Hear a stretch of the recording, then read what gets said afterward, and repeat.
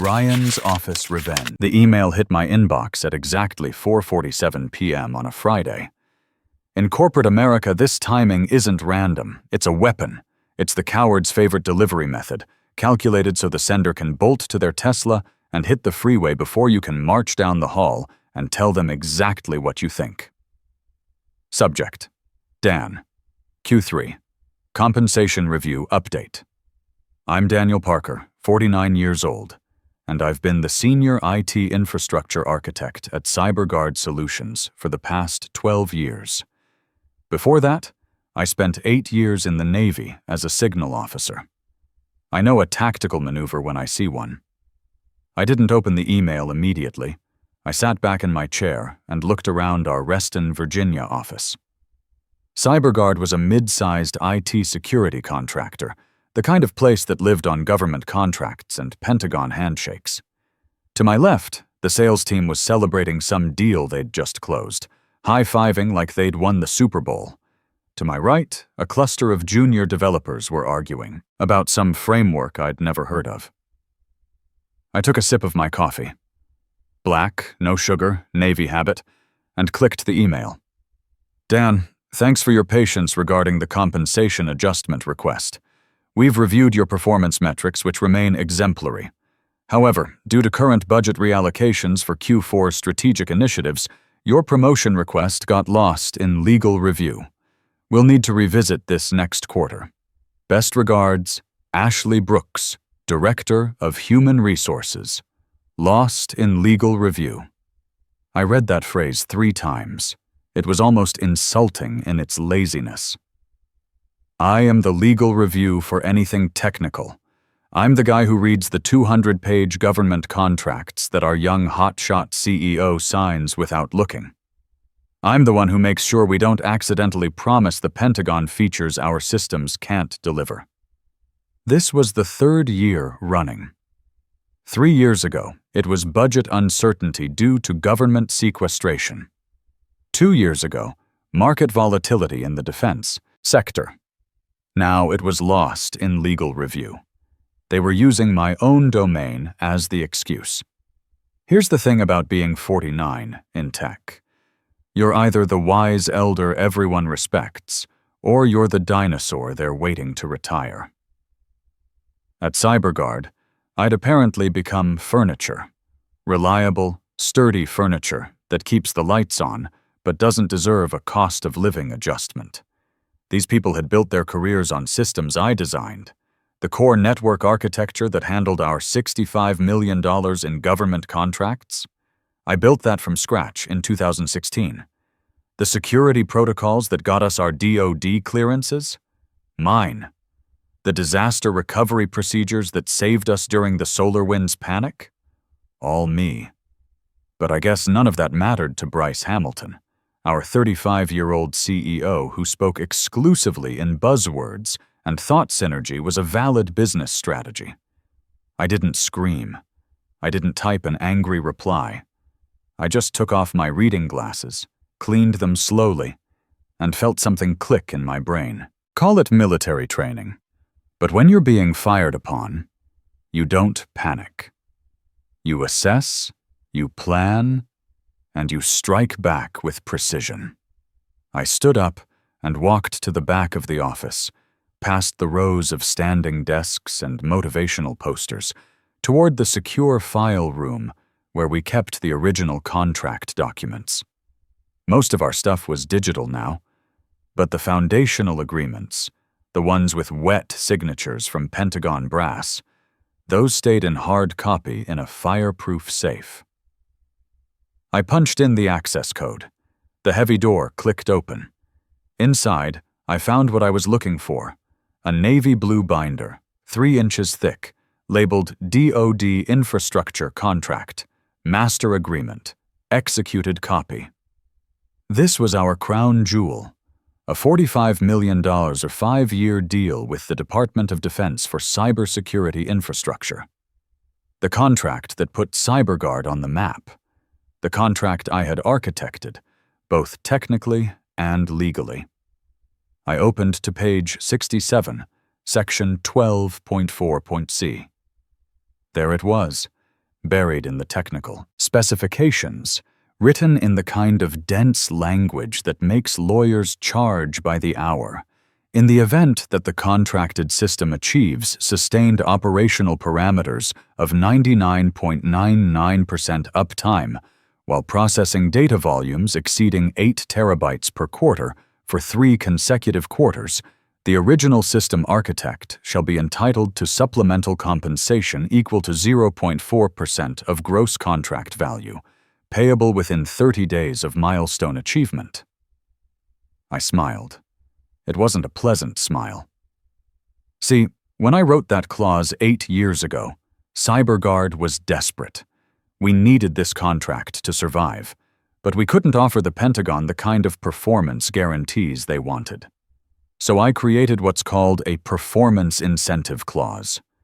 If we exceeded expectations, wildly exceeded them, I'd get a bonus. It seemed impossible at the time. 99.99% uptime was NASA-level reliability.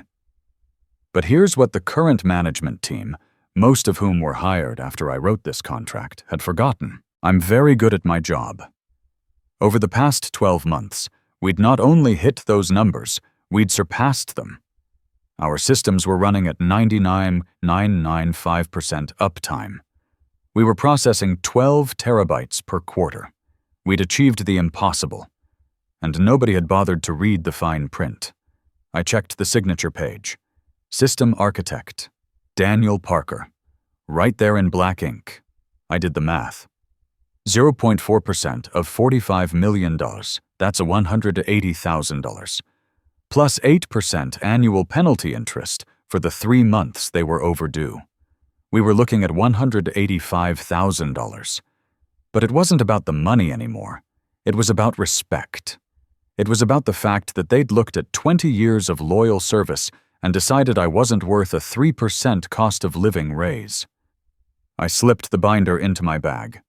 Technically, removing original documents violated company policy.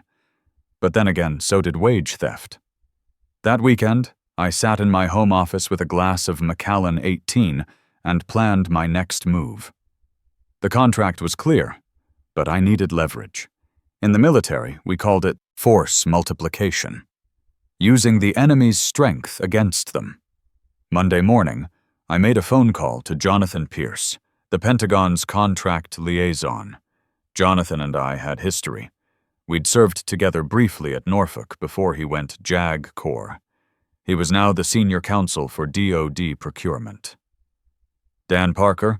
His voice was warm through the phone. It's been a while. How's civilian life treating you? Can't complain, John. Listen, I need a favor. I'm reviewing some contract compliance issues on the CyberGuard account, specifically Section 12.4.c regarding performance milestones. There was a pause. Performance milestones. Hold on, let me pull that file. I heard papers shuffling. Here it is. Supplemental compensation for the system architect upon achieving specified parameters. Pretty standard incentive clause.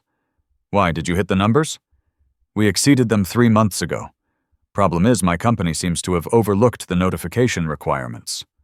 Another pause, longer this time. Dan, that's a compliance violation. If CyberGuard is in breach of compensation terms to key personnel, that puts their security clearance status at risk. We take personnel matters very seriously in sensitive contracts. I thought you might, I said. I'm going to need to issue a formal compliance review. Standard procedure. Give them 72 hours to respond and provide documentation that all contractual obligations have been met. Appreciate it, John. Dan? Off the record. Nail them to the wall. Tuesday morning at 9:15 a.m., I watched through our glass conference room as Bryce Hamilton received an email marked Urgent DoD Compliance Review. I saw him forward it to Wade Morrison, our CFO. Wade forwarded it to Paul Stevens, our general counsel. And at 10:30 a.m., it landed in my inbox. Dan, DoD sent some formal notice about Section 12.4.t compliance. Looks like standard bureaucratic noise. Can you draft a response confirming we're in full compliance? Don't spend too much time on it. Focus on the new GSA proposal. Paul. I stared at my screen. They were asking the fox to guard the henhouse. They had no idea what Section 12.4.c was, and they'd just asked me to certify that they weren't violating it. I hit reply. Paul, I'll research the specific requirements and get back to you. This might take some time to cross-reference with our performance data. Dan. No rush, Paul replied immediately. Handle it when you can. No rush. The Pentagon had given them 72 hours, and Paul was telling me to take my time. I opened a new folder on my encrypted drive and started building my case. I pulled the uptime reports for the past 12 months, rows of green check marks showing 99.995% reliability. I exported the data processing logs showing we'd consistently exceeded 12 terabytes per quarter for 3 straight quarters. I printed the email where Bryce had bragged to investors about our industry-leading performance metrics. I also pulled up the employee handbook section about Retaliation, California. Law was very clear about protecting employees who assert contractual rights regarding their own compensation. If they tried to fire me, they'd be looking at treble damages and a wrongful termination suit. Wednesday came and went. Nobody mentioned the Pentagon compliance review. Bryce was off at some conference talking about digital transformation. Wade was buried in spreadsheets trying to find budget cuts for Q4. Paul was probably on a golf course somewhere, completely oblivious to the ticking time bomb in his inbox. Thursday afternoon, 72 hours after the Pentagon's deadline, I still hadn't sent the compliance response. Because technically, we weren't in compliance. Technically, CyberGuard owed me $185,000. At 5:01 p.m., my phone buzzed. Text from Jonathan. Radio silence from CyberGuard. Initiating formal review. This will get interesting. I spent Thursday evening at my workbench in the garage, restoring a 1967 Mustang I'd been working on for 2 years. There's something therapeutic about turning wrenches when you're planning corporate warfare. Every bolt had its place. Every system had its function. Unlike the corporate world, cars made sense. When something broke, you could see it, fix it, and move on. My phone rang around 9 p.m. It was my buddy Steve from the old Navy days, now working private security in D.C. Danny boy, heard through the grapevine that some defense contractor might be getting a surprise audit. Wouldn't happen to know anything about that, would you? Might have heard something, I said, adjusting a carburetor. Word travels fast in government circles, faster than you think. My contact at DoD says they're not happy about personnel compliance issues, something about systematic underpayment of key technical staff. That's the kind of thing that makes contractors lose their clearances. Hypothetically speaking, what would happen to a company that lost its clearances? Death sentence for a defense contractor. Can't bid on classified work without them. Company like CyberGuard would be finished in 6 months. I tightened a bolt with perhaps more force than necessary. Good to know. Friday morning brought the monthly all-hands meeting. This was Bryce's ritual, where he stood in our main conference room and told us how we were changing the world. About 80 people packed in, holding coffee cups and looking tired. This quarter is looking phenomenal, Bryce announced, his voice echoing off the glass walls. Our DoD contract performance is off the charts. We're talking about expanding our clearance levels. We're going to revolutionize government cybersecurity. I stood at the back, checking my watch. 9:27 a.m. Jonathan had said the review team would arrive at 9:30. Then the door opened. 2 men in dark suits walked in, followed by a woman carrying a briefcase. They weren't wearing our usual business casual. They looked federal. The kind of federal that makes CEOs wake up in cold sweats. The room went quiet gradually. like a wave moving from the back to the front. People turned to look. Conversations died mid-sentence. Even Bryce, mid-gesture about our revolutionary capabilities, noticed the shift. "Bryce Hamilton?" The lead man stepped forward. His voice cut through the silence like a blade. "That's me. Can I help you?" Bryce's voice had lost its confidence. You could hear the uncertainty creeping in. The woman opened her briefcase with deliberate precision and handed Bryce a thick envelope, sealed with official government tape. The kind of envelope that ends careers. Formal notice of contract compliance review. Department of Defense, Cybersecurity Procurement Division.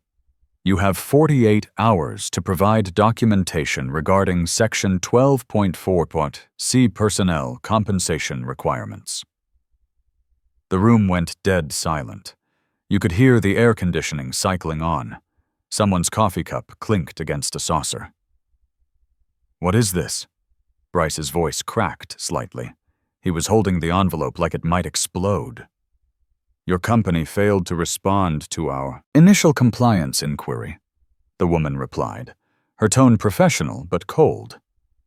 "Per DoD Regulation 252.2047, we're initiating a formal audit of your personnel practices related to classified contracts." Wade Morrison pushed through the crowd, his face already pale. "Personnel practices? There must be some mistake. We're fully compliant with all government regulations." "No mistake, Mr. Morrison." She knew his name. That meant they'd done their homework. "We have reason to believe you've failed to compensate key personnel per contractual requirements, specifically your system architect who designed the infrastructure you're currently operating under our contract." The lead agent continued. "Furthermore, under the Defense Federal Acquisition Regulation Supplement, failure to maintain proper personnel compensation protocols constitutes a material breach of contract terms." Every head in the room started turning toward the back. People were looking around, trying to figure out who the system architect was. I stayed perfectly still, arms crossed, watching the show. "This is some kind of misunderstanding," Bryce stammered. "We can clear this up. Who exactly are we supposed to have underpaid?" The woman consulted her tablet. "Daniel Parker, Senior IT Infrastructure Architect.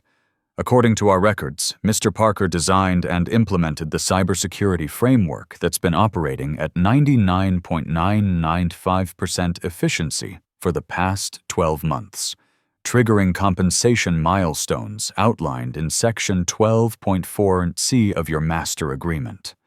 Now, every single person in that room was staring at me. Marketing interns who'd never spoken to me, sales guys who barely knew my name, junior developers who thought I was just some old guy who fixed their network problems. I pushed off the wall and walked forward through the crowd. People stepped aside like I was Moses parting the Red Sea. My footsteps echoed in the absolute silence. "Dan!"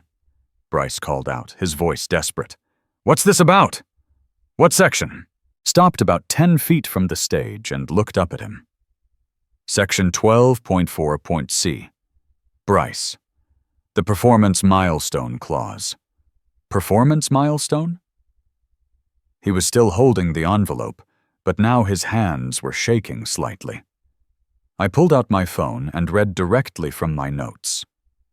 Supplemental compensation equal to 0.4% of gross contract value upon achieving 99.99% uptime and 8 terabytes per quarter, processing for 3 consecutive quarters.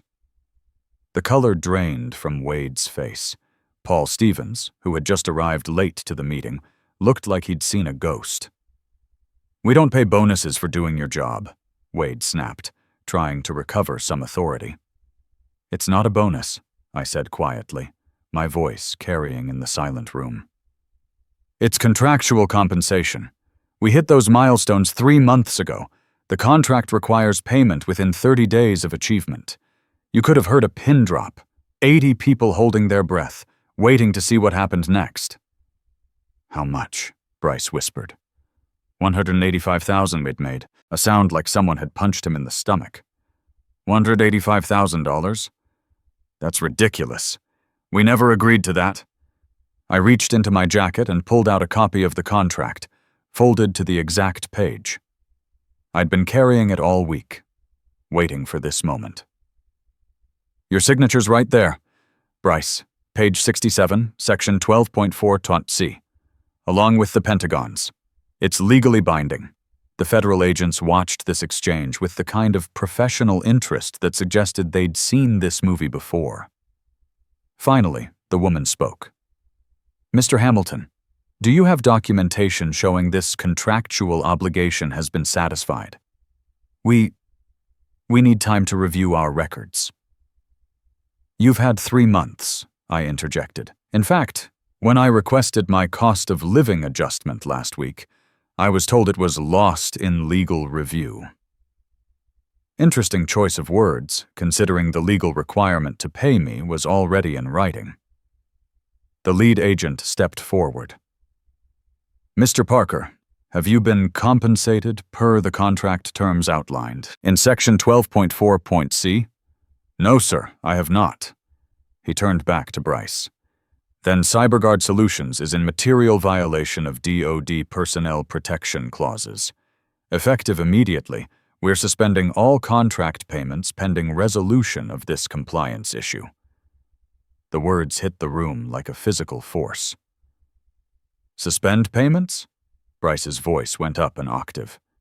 That's $3 million per quarter. That'll bankrupt you? The woman finished. Then I suggest you resolve this quickly. We'll expect documentation within 48 hours proving all contractual obligations have been met. She closed her briefcase with a sharp click. Good day, gentlemen. As they walked toward the door, the lead agent paused and looked back at me. He gave me the slightest nod, one veteran to another. Then they were gone, leaving behind a room full of stunned employees and 3 executives who suddenly looked like they'd aged 10 years in 10 minutes. The room erupted. 80 people talking at once, voices overlapping in confusion and panic. Some of the junior staff looked excited. They'd just witnessed corporate theater at its finest. Others looked terrified, probably wondering if their paychecks were about to bounce. But Bryce just stood there on that ridiculous stage, still holding the government envelope, staring at me like he was seeing me for the first time in 12 years. Conference room, he said quietly, his voice barely audible over the chaos. Now. 5 minutes later, we sat across from each other at the polished mahogany conference table. Bryce, Wade, Paul, and Ashley on one side, looking like defendants at a war crimes tribunal. Me on the other side, feeling calmer than I had in months. The silence stretched for almost a minute before Bryce finally spoke. Dan, look, we can work this out. We can approve your promotion request. Retroactive pay increase. Hell, make it 10%. We just need you to tell the Pentagon this was all a misunderstanding. I laughed. Not a bitter laugh, just genuine amusement. Bryce, we're way past 10% raises. We're talking about federal contract compliance now. Then what do you want? Wade's voice was strained. He was probably already calculating how long the company could survive without that Pentagon money. I slid a piece of paper across the table, terms I'd drafted with my lawyer over the weekend. My attorney had been very thorough. First, immediate payment of $185,000 as required by Section 12.4.c of the DoD contract. Second, promotion to VP of Technical Operations with direct reporting to the board. Third, authority to review and approve all technical contracts before executive signature. Fourth, my legal fees paid in full. Paul started to protest, but Bryce cut him off with a gesture. And if we don't agree?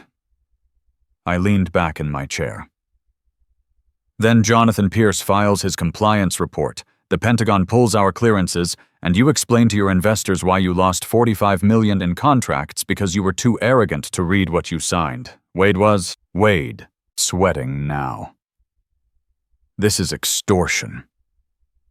No, I said calmly. This is contract law. You signed an agreement. You triggered the compensation clause by achieving the milestones. You failed to pay within 30 days as required. The Pentagon takes personnel compliance very seriously, especially when it involves classified systems. Ashley, who had been quiet this whole time, finally spoke up. Dan, surely we can find a middle ground here. This seems disproportionate to the original issue.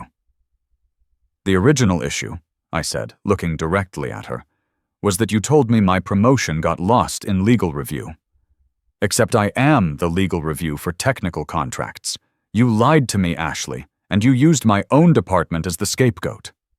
The silence returned, heavier this time. There's one more thing, I added. I want a written statement to the entire company acknowledging that there was an administrative oversight in processing my compensation adjustment and that management takes full responsibility for the error. Paul's hand was actually shaking as he picked up his pen. This is corporate suicide. The board will have our heads. The board, I said quietly, is going to be a lot angrier when they find out you almost lost our biggest contract because you couldn't be bothered to honor a legal agreement. Bryce stared at the settlement terms for another long moment. Then he reached for his pen. Fine, he whispered. Done. The wire transfer hit my account 3 days later, $185,000. I stared at the number on my banking app for a long time.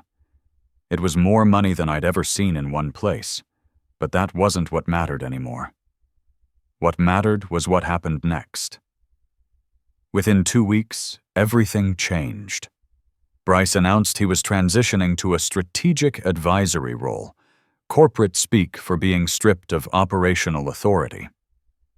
Wade took early retirement after I conducted my first audit of executive expenses and found some very creative interpretations of business dining. Paul started actually reading contracts before filing them, mostly because he was terrified of making another mistake. I got the corner office, the one with windows on 2 sides and a view of the Potomac. I hired a team of 6 senior engineers who report directly to me. Every government contract now requires my sign-off before it goes to the client. The company culture shifted too. The ping-pong table disappeared. The hustle harder motivational posters came down. People started leaving at reasonable hours instead of competing to see who could burn out fastest. Last month, I had lunch with Jonathan Pierce.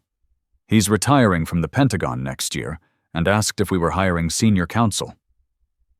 You know, he said, raising his beer, most people in your situation would have just taken the settlement money and kept quiet. Most people, I replied, don't understand the power of reading the fine print. What's your secret, Dan? How did you know they'd fold so completely? I thought about that for a moment. They spent so much time managing up to impress their investors and managing sideways to play office politics, they forgot to manage down. They forgot that the people doing the actual work might be paying attention. A month after the settlement, Ashley sent an email to the entire company. It was brief, professional, and completely humiliating for leadership. Due to an administrative oversight, management failed to process a contractually required compensation adjustment for Daniel Parker. Leadership takes full responsibility for this error and has implemented new procedures to ensure contract compliance. The truth is, respect isn't something you can demand in corporate America, but you can engineer the conditions where disrespect becomes too expensive to maintain. They didn't fear my knowledge until they understood the cost of ignoring it. In a system built on leverage, sometimes the quiet guy in the corner office holds all the cards. He's just been waiting for the right moment to play them.